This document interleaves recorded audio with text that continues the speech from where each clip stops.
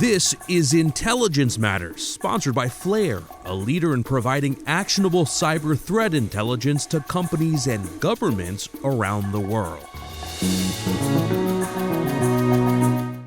Leon Panetta, during a long career in government, served as the Secretary of Defense, Director of the Central Intelligence Agency, White House Chief of Staff, Director of the Office of Management and Budget, and a U.S. Congressman from the state of California. Leon joins us today to talk about the unfolding crisis in the Middle East and what it means for a large range of issues. We'll be right back with that discussion after a quick break. I'm Michael Morell, and this is Intelligence Matters. The lines between geopolitical risk and cyber risk are blurring. Flare is a next-generation, continuous threat exposure management SaaS platform that equips corporate information security teams with world-class collection and continuous monitoring across dark web cybercrime forums, markets, Telegram channels, and sources of geopolitical risk. Flare sets up in 30 minutes, creates actionable intelligence from hour one, and is used by governments, security teams, and threat intelligence teams around the world. You can try Flare's free trial at their website, flare.io. That's flare.io. Mr. Secretary, welcome. Good to be back with you, Michael. It is great to have you on Intelligence Matters, and I was just telling our producer that you were the very first guest 5 years ago on Intelligence Matters. So it's great to have you back. This is the third time you've been on the show, but I always love to talk to you, and we have a lot of important things to talk about here. I just wonder, when you woke up on that Saturday morning and the attack was underway, and the news was breaking, what went through your mind?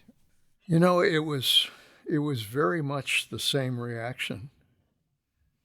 When I was up on Capitol Hill briefing some members, and got a note from somebody in New York City that the trade towers had been attacked. And I had that sinking feeling that we were entering a new chapter. And I had a lot of the same reaction with October 7th. Because, you always knew the friction between Hamas and Israel, but we had kind of taken for granted the fact that these terrorists, as bad as they were, would never kind of break out and do the kind of savagery that was involved in this attack. I felt we had entered a whole new stage of the kind of horror that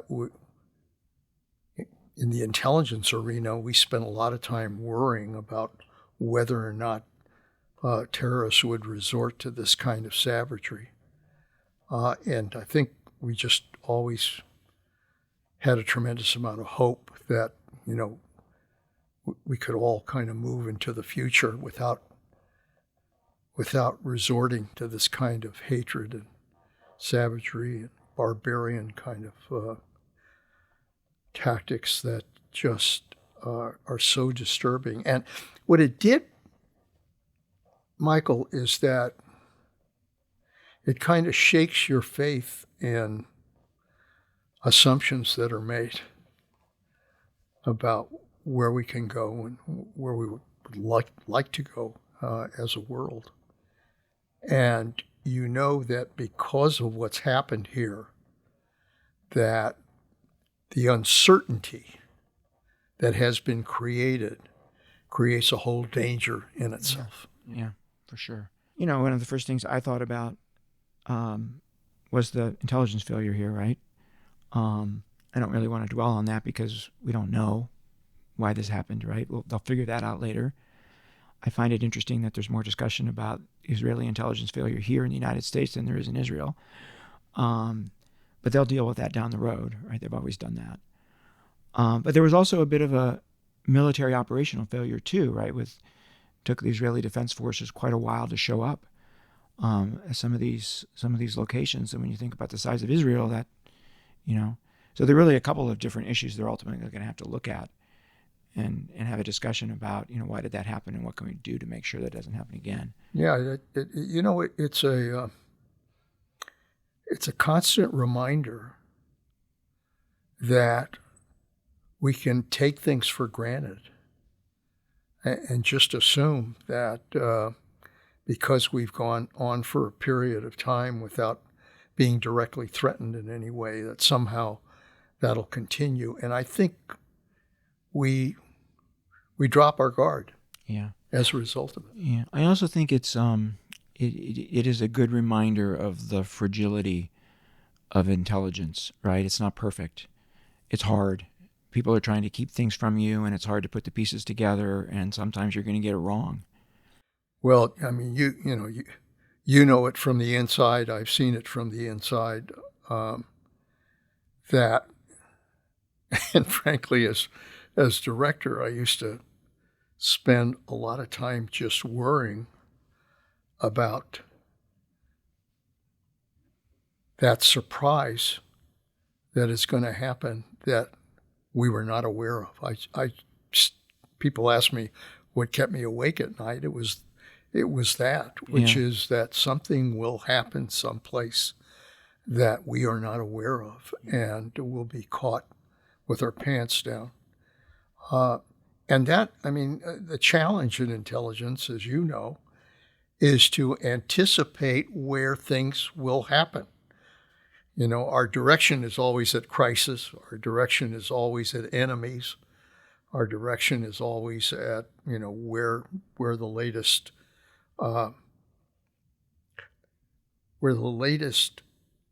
international challenge suddenly appears, whether it's climate change or immigration or whatever it is. That's what we kind of focus on. And to suddenly think, I remember, I think when I was director, something happening in South America that we were just asking ourselves, well, who's there? I mean, who's it? It was a coup. You remember? A coup Yeah, you in remember Honduras or Guatemala, and one of those places, and the White House started asking us all sorts of questions, and we're like, we don't, do we even have a station there? Exactly. and we did, and we had two people, right? And one of them was doing, one of them was doing counter-narcotics, and one of them was doing counter-terrorism or whatever, and there wasn't anybody really thinking about the country. Yeah. I remember that. Yeah, no, absolutely. I thought about that because, it was that moment where you suddenly ask yourself, well, who the hell is out there who's responsible for that? And that, that's the big challenge in intelligence is, our ability to kind of anticipate where that kind of surprise can happen and make sure that people are constantly asking the question, could it happen here? Yeah. So if we put ourselves back into the role we were in when you were the director and I was your deputy, or I was the head of analysis for you, and you look at all of the risks here, they're huge, right? There's the risk of overwhelming civilian casualties in Gaza that make Israel look like a pariah state, right, in the world. You look at the risk of a second front between Hezbollah and Israel, and will Iran get involved in that if that happens? You look at the possibility of the West Bank, violence spiking there. You look at the Iranians encouraging Shia militants to attack U.S. military bases in Iraq and Syria and the U.S. embassy in Baghdad. You worry about even the impact on politics here in America, right? There's just this. You can go on and on and on with the potential downsides here, right? And it all comes back, right, to sort of how Israel handles itself in Gaza. And I wanted to ask you, you know at least two of the three members of the war cabinet. You know Prime Minister Netanyahu. You spent time with him, and you know Benny Gantz. You spent time with Benny Gantz, particularly when you were the Secretary of Defense. I don't know if you know the third member, the current Defense Minister, Gallant, or not, but I've met him, but I don't know him the same way I know the other two. So in terms of Netanyahu and Gantz, what do you think their mindset is? What characteristics, risk tolerance do you think they bring to this issue? You know, it's analyzing how people respond to crisis and how they respond to normal times. I think that for both of the individuals that we've talked about, I think they're much better in crisis than they are operating kind of in normal times when you've got politics that are tough to deal with and create all kinds of problems domestically. I think their instincts are charged when survival is at stake. And I think the one thing that Israel knows today is that their survival is again at stake. It's a wake-up call. I've talked to families, I've talked to Jewish groups that, always had felt that one thing they could rely on was that Israel would always be there. And that, United States would always be there to support them. But more importantly, that Israel itself had become strong enough in terms of its intelligence capability, its military capability, that that people could basically go about their lives and enjoy being a part of the state of Israel. And now their worst fears have been realized. And because of that, all of the instincts of survival are now coming to bear. And I think both Netanyahu and Gantz and others have now realized that this is a moment in time that in many ways will determine whether or not Israel survives, whether or not democracy survives. And I think that's an incentive for them to be able to mobilize the strength that they need to mobilize, both in terms of the military, both in terms of the capability on the battlefield, both in terms of intelligence that they're absolutely going to have to be able to go after the targeting that is involved here. It is an opportunity in many ways that shapes their attention and their entire being. It is all about, can they defeat this enemy called Hamas? Can they retrieve the hostages? And I think because of that kind of total commitment, I just have a lot of faith that ultimately they will prevail. And what if you were sitting with them, what advice would you give them? From an intelligence perspective, a military perspective, even a political perspective? I think the most important advice is take the time to plan what will happen here. Don't just react to emotions. Don't just react to, I'm sure, the deep hate and anger and frustration that are consuming a lot of people as a result of the attack. And that anger can be consuming. I think, Joe Biden was right. If you do this because you're enraged and are basically reacting to anger, you're going to lose your perspective as to what you need to do in order to win. So I would say make sure you're taking the time to sit down, determine what your objectives are here. What are the key objectives? This is about Hamas. It's about the hostages. It's about, how do we prevail? Secondly, how do you then achieve those objectives in a way that gets you where you need to be? It isn't just, the press is consumed by this, but I'm sure the press kind of envisioned a Normandy-type invasion, that was going to take place. That's not necessarily what's called for here. And the issue is, how do you now move your military forces into place in order to give you the opportunity to accomplish your objectives? And the objectives are complicated here. It isn't going to be easy. We all understand that. I mean, people are talking about door-to-door fighting, block-to-block fighting. We know what urban fighting is all about. But I think that the bigger question is, how do you gain a foothold in Gaza in a way that then gives you the opportunity to be able to gather the intelligence you need and then target the enemy the way you have to target the enemy? I really do think that reminding people of what happened on 9/11 and ultimately the commitment that this country made to go after al-Qaeda and those who were involved in that attack and make sure that they never again would have the opportunity to conduct another 9/11 attack, that there are lessons to be learned there for Israel.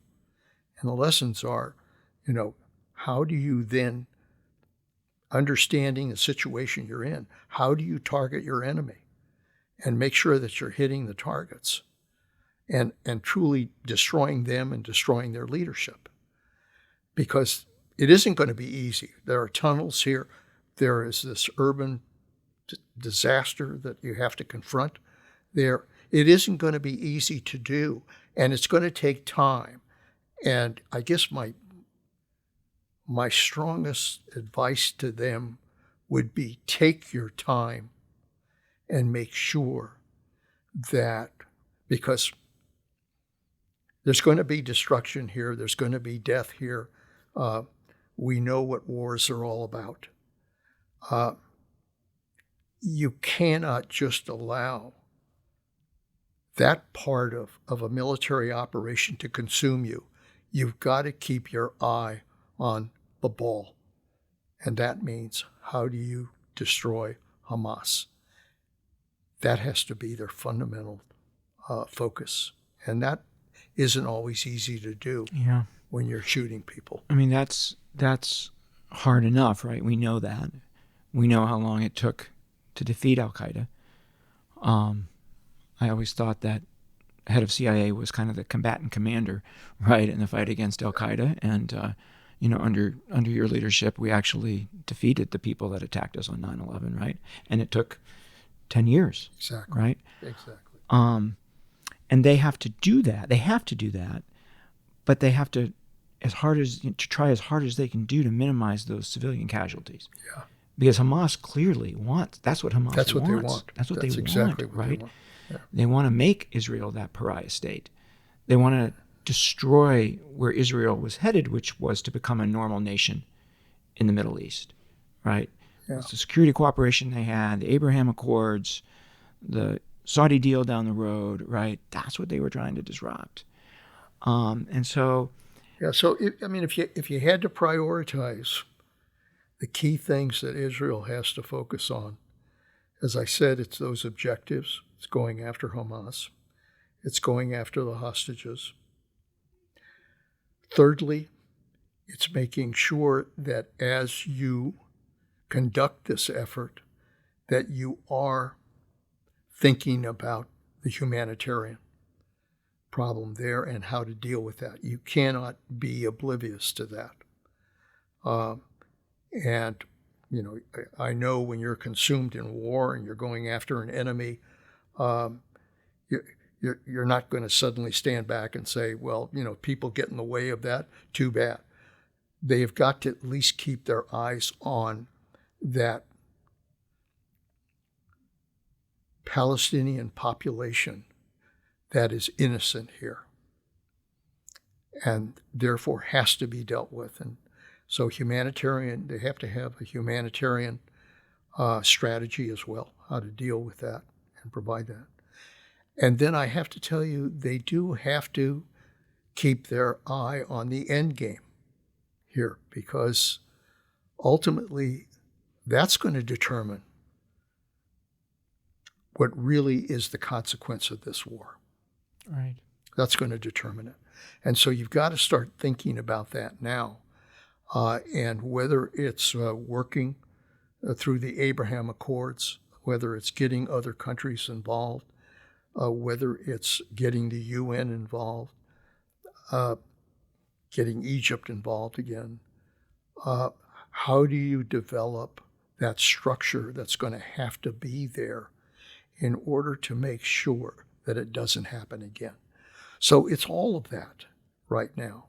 And you've got to be able to plan what these next steps are going to be, because that will tell us not only whether or not they win this war, but whether they win the peace.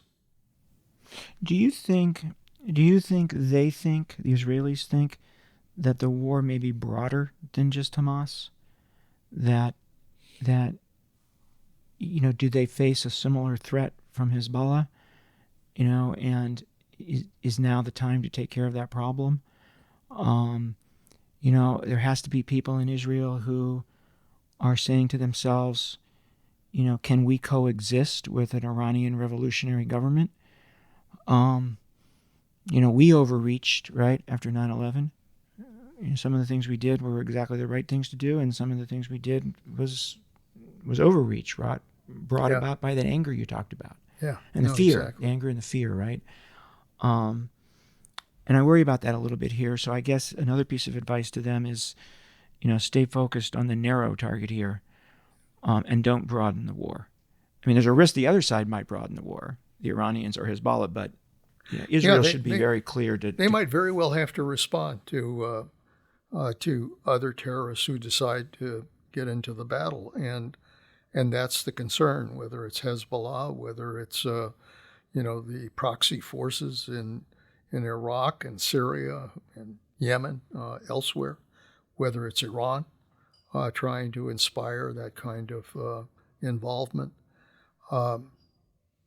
That's why I thought it was extremely important for President Biden to make very clear that should not happen, and drew a line, really, with regards to their involvement. He did, yes. And when you draw a line, you got to stand by that. Yeah. And so, I'm glad he attacked those targets in Syria, because I think that was kind of, it's the beginning of a statement here that we will be there. We've got a huge force now in that area with the carrier groups. We've got 2,000 Marines there as well. Thank God we have our force in place to be able to deal with that kind of threat. But I really do think that right now the main focus is on Hamas and defeating them. And what Israel has to do is to be very careful that it doesn't respond to what others might try to do to detract them from confronting Hamas.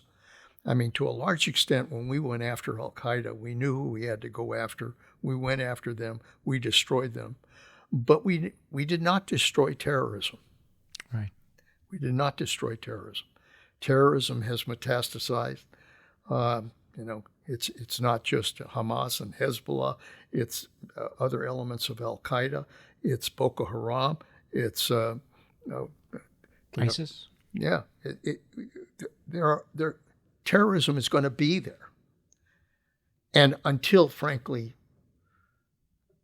Mike, until we deal with the causes that produce terrorism, we're never going to get rid of terrorism in the world. Right. But the key is to make sure that those who have who have decided that they are going to wipe out democracy.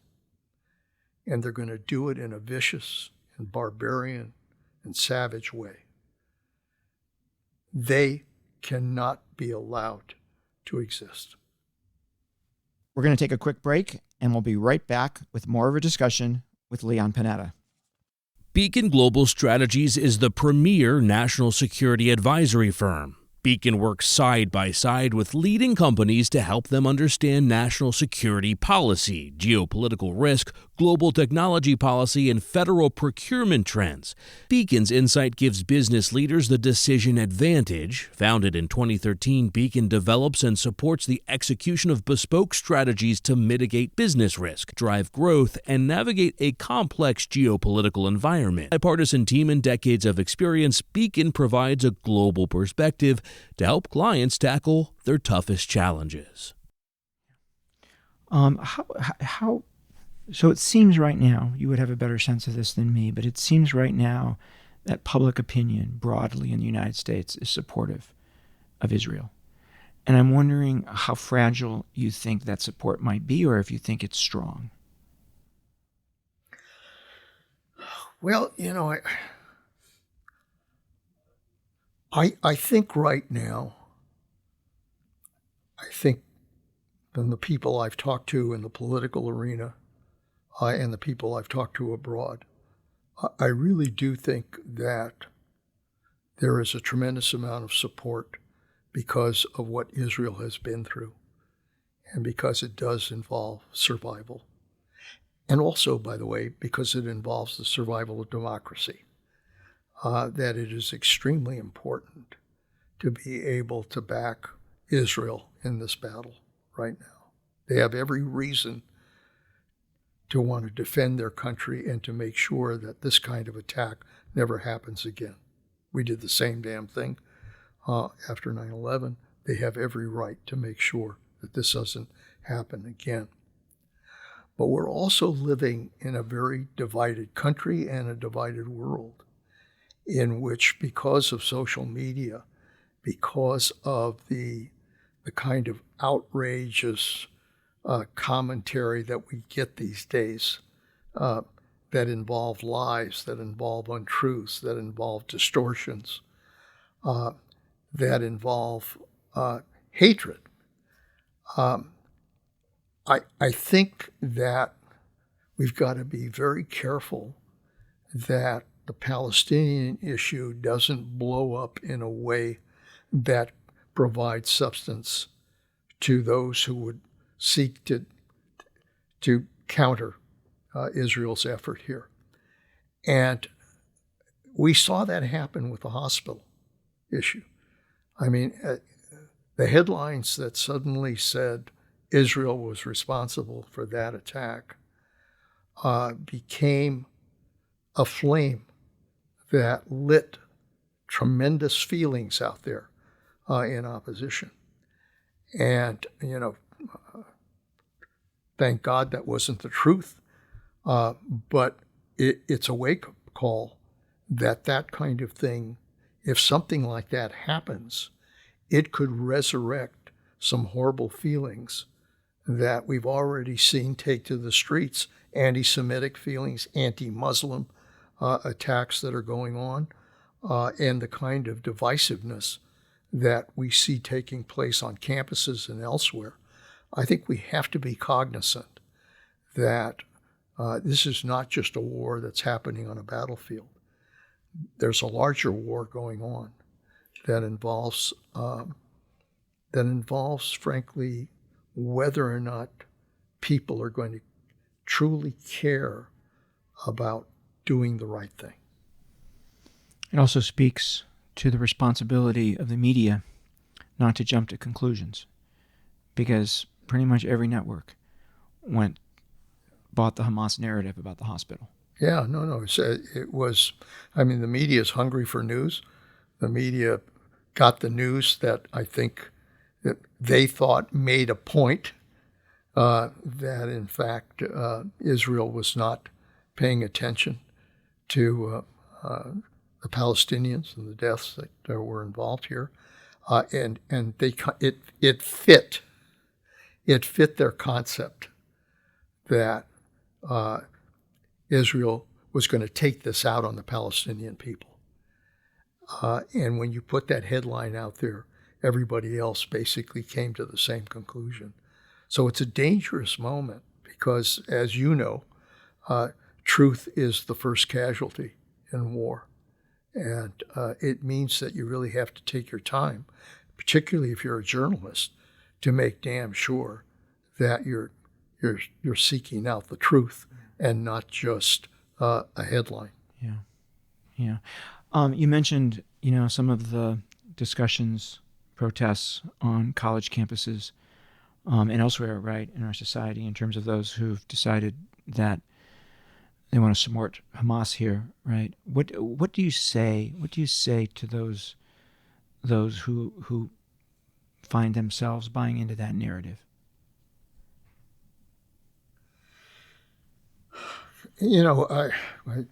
You work with students, a lot. I've seen students, talk with students, and I understand the concern about killing people.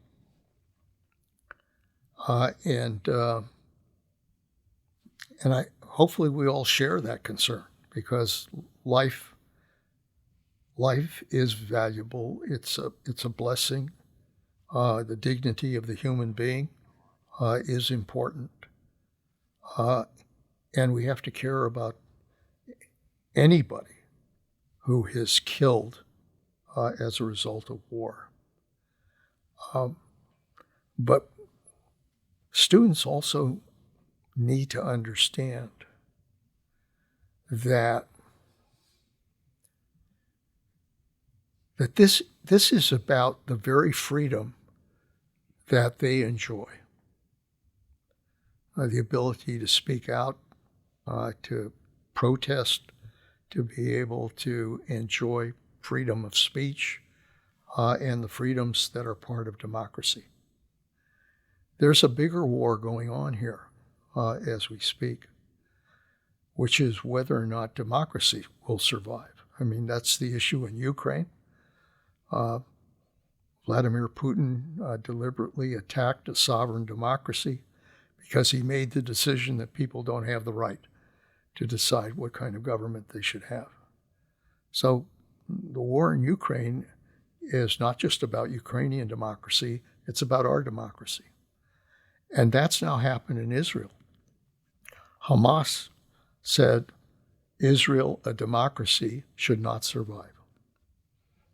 So Hamas is basically taking the position, along with these other proxies, along with Iran, that Israel doesn't have the right to survive as a democracy. And so the very democracy that gives students the right to be able to take to the streets is at risk here. And they can't lose sight of that. Somebody has to fight to make sure that we don't lose that democracy.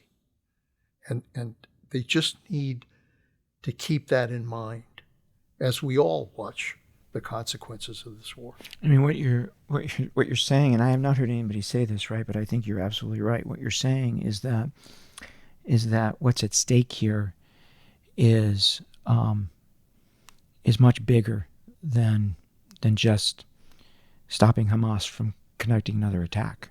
What's at stake here is our own values and maybe even our own democracy at the end of the day. I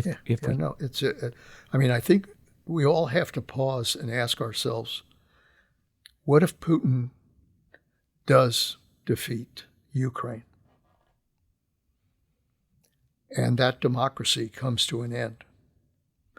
What's going to stop Putin from attacking other countries that enjoy democracy? And I think we all understand it would be an incentive for him to go into other countries as well. Absolutely. What happens if Israel doesn't defeat Hamas? It'll be an incentive for Hamas and other terrorist groups and Iran to basically make sure that democracies don't survive. And so this is a bigger issue. It's a much bigger issue that we're involved with today. I mean, look, it's a dangerous world, as you know, and we're seeing more flashpoints than we've ever seen since World War II, because it isn't just Russia. It's also China. I mean, what if China gets a message of weakness because these other democracies are destroyed? They're going to go into to Taiwan. North Korea, if they see weakness, North Korea will go into South Korea. There are autocrats out there who will take advantage of this moment in order to basically change the world that we live in. And so there's a lot at stake here. And talk about United States leadership. I mean, the United States has to be a world leader in that kind of world because we represent the values that I think we want our children to have in the 21st century. And so I think it's important that the President of the United States, works with our allies, unifies our allies, and takes on this challenge because, frankly, nobody else will. How concerned are you about the political impact on here in the United States? I mean, President Biden has already taken a hit in his public support for his support of Israel here, and losing a little bit of the left, right, far left. How do you think about the consequences here politically of what's happening in the Middle East? Michael, I tell the students at the Panetta Institute that in a democracy we govern either by leadership or by crisis. And if leadership is not there, if we don't have strong leadership that's willing to make tough decisions that may not necessarily be popular, but that are required, if we have leaders that do that, we can avoid crisis. But if we have leaders that don't want to make those tough decisions that react to the politics of the moment, then we'll govern by crisis. And so I think that this is a moment where leadership has to stand up and make those decisions. And I think the president is doing that. Thank God. He did an Oval Office address. I'm the kind of guy, going back to my chief of staff days, that thought presidents should give Oval Office addresses, particularly in crisis. That, the American people will listen. If a president has something to say about a crisis that we're all worried about.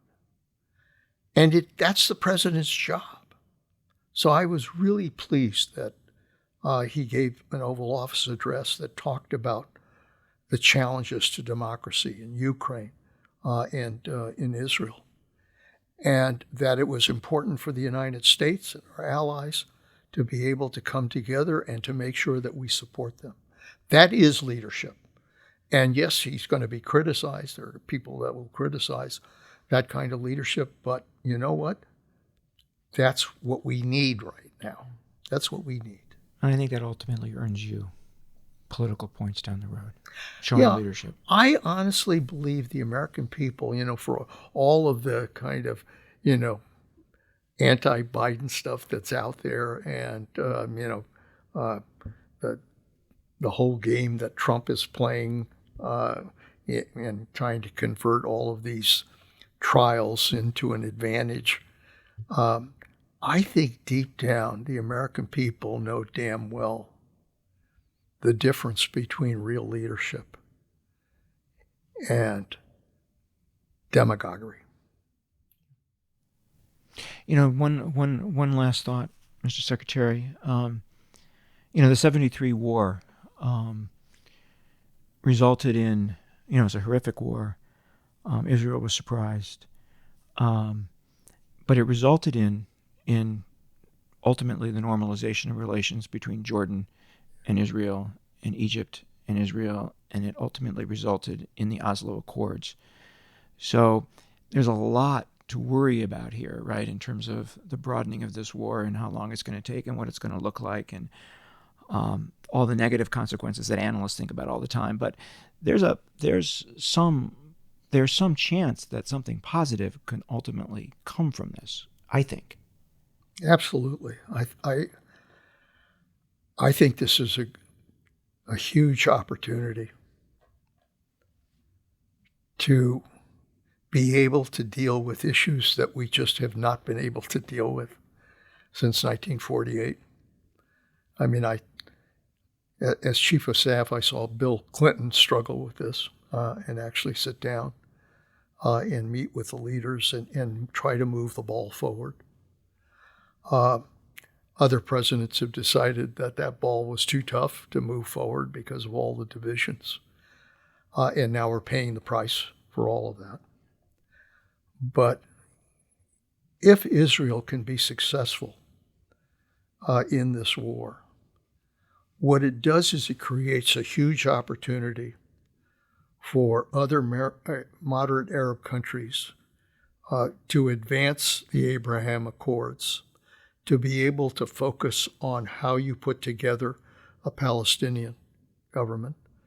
It gives tremendous impetus to the idea of a Palestinian state, which we know is the ultimate answer here. Mm-hmm. And what it does is it unifies countries in the Middle East to not only confront terrorism, but to confront Iran as well. So there's a lot of good that I think can come from this if people are paying attention and care about what happens next. Thank you, Mr. Secretary. Thanks for joining us. Good to be with you, Michael. That was former Secretary of Defense and CIA Director Leon Panetta. I'm Michael Morell.